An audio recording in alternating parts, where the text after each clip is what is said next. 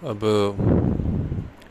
ईमानदारी से देखें तो एक दिन का 1 मिनट क्या कोई ऐसा दर्द जिसके बाद आपको कोई दर्द ना हो, या फिर अगले 40 साल तक आपको रोज़ 1 घंटे की पेन थेरेपी दी जाए, कौन सा दर्द लंबा है, कौन सा दर्द ज़्यादा इंटेंसिटी हो जाता है।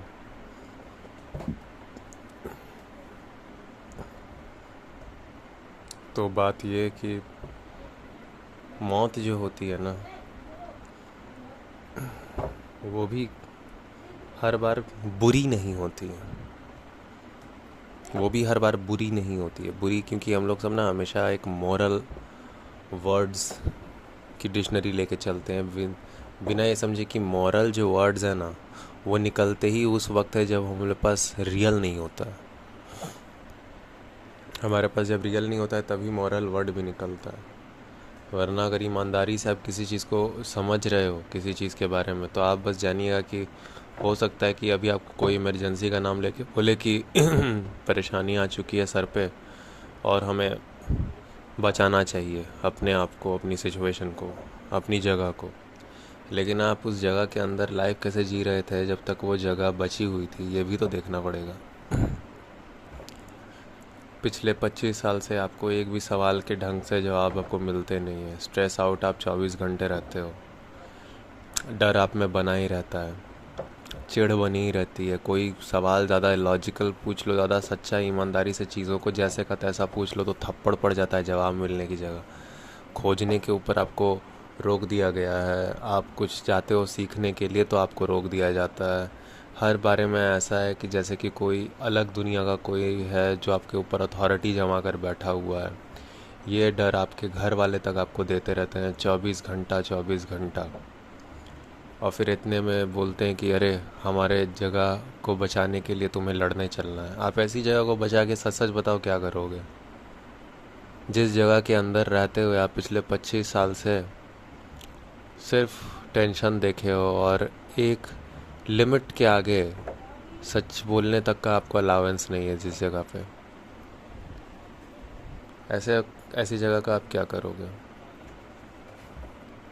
या तो दो दो ही ऑप्शन तो हैं, और क्या है, या तो फिर इस चीज़ को हटाओ, ख़त्म करो, वो ज़्यादा बेहतर है। विनाश, शिव, और क्या है। अब समझ में आया शिव भी क्यों हमारे देश में पूजे जाते हैं। बेवजह की जो मोह लगा के रखी हुई है ना फालतू चीज़ों से, जो चीज़ एक्चुअली ऑन टाइम भी आपको टेंस कर रही है, उस चीज़ों को तबाह हो जाना ही ठीक है। या तो बेहतर हो जाए प्रज्ञान के द्वारा, या तो फिर विनाश हो जाए, ताकि नया का उत्सर्जन हो सके, शायद कुछ बेहतर हो। ये चीज़ है। होप भी आती है, वो अंधे बात पे नहीं आती है। होप भी आती है एश्योरेंस कि अभी तो तबाही है। हम्म? हम सब होप कभी करते ही नहीं है इस देश में। निराश, निराश, भगवत गीता में भी ये शब्द बहुत ज़्यादा यूज़ हुआ है, जाके चेक कर लीजिएगा। ब्लाइंड होप जो होती है ना, वो हर होप जो होती है ना 99.99% ब्लाइंड होती है, इमोशनल होती है। और जो इमोशनल होती है वो और कुछ नहीं होती है, वो स्टूपिडिटी से बनी हुई निकलती है। 99.9 एक ही होती है होप। वो होती है कि होप के जगह प्रज्ञान पे चला जाए, जान के चला जाए। हम सब जानते हैं अभी बर्बादी श्योर है, तो अभी इसको ख़त्म करना ज़रूरी है। यहाँ पर हम होप नहीं कर रहे हैं, यहाँ पर हम श्योरिटी दिखा रहे हैं कि हाँ विनाश करो। तो बहुत ही ज़्यादा स्पष्टता की ज़रूरत होती है जीवन में इंसान को। ये इंसान को एस्पेक्ट को समझने की बात है। वरना आप उस जगह को बचाने के लिए लड़ने लगो जो जिस जगह में आप पिछले 25 साल से टेंशन में ही हो, तब कौन सी उम्मीद लेके आप जा रहे हो लड़ने? यहाँ तो आपको अंधा बहुत रखा गया है कि इतने पिटने के बाद भी उसी जगह को बचाने जा रहे हो जहाँ पे पिटे जाओगे। फिर अभी तक पिटे ही आए हो। फिर आप बोलते हो ना कि देशभक्ति क्यों नहीं जाग रही? कहाँ से जागेगी देशभक्ति? जीवन ऐसा बनाना पड़ेगा, अध्यात्म की ओर आना पड़ेगा, असली वाले अध्यात्म की ओर आना पड़ेगा। अगर आपको देशभक्ति भी चाहिए, तब तो मैं हर मोर्चे पे देशभक्ति दिखाऊंगा ना। ईमानदार होना, इससे बड़ी देशभक्ति और क्या है? हर पर्सन अगर अपने काम में देख ले कि मैं कहाँ कहाँ बेईमानी करता हूँ और मेरा काम क्या बेईमानी से निकला हुआ है, कौन कौन से काम बेईमानी वाले हैं जो बंद किए जाने हैं। देश कैसे बर्बाद हो जाएगा। कोई आपकी सरहदों के अंदर भी घुस के आके गोली चला दे, ये दिखाता है कि आप ईमानदारी से रक्षा नहीं कर रहे थे। वो रक्षा क्यों नहीं कर रहे थे? क्योंकि आपको इस तरह का जीवन नहीं मिला है इस जगह में कहीं ना कहीं, जिसको आप प्रोटेक्ट करने के लिए पागल हो जाओ।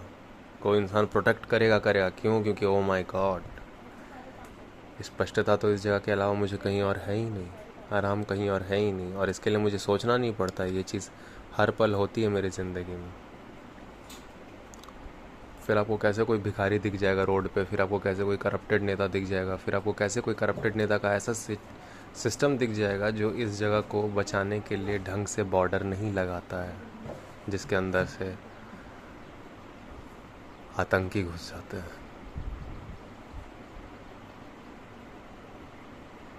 जीवन और सरहद, दुनिया की कोई भी सरहद आपके जीवन से जुड़ी हुई है। हर चीज़ आपके जीवन से जुड़ी हुई है। सूरज की गर्मी कितनी पड़ेगी ना, वो डिसाइड करती है कि आपका चमड़ा कैसा होगा, आप कितने बीमार बनोगे। सूरज और आप तक कनेक्टेड हो। ठीक है। आप ग्रीन हाउस गैस कितनी पैदा करते हो इस प्लेनेट पे, वो डिसाइड करेगा कि अब आपके बच्चे जिनको आपने पैदा कर दिया है वो बच्चे तक टिकेंगे कि नहीं टिकेंगे। समझ में आ गई बात?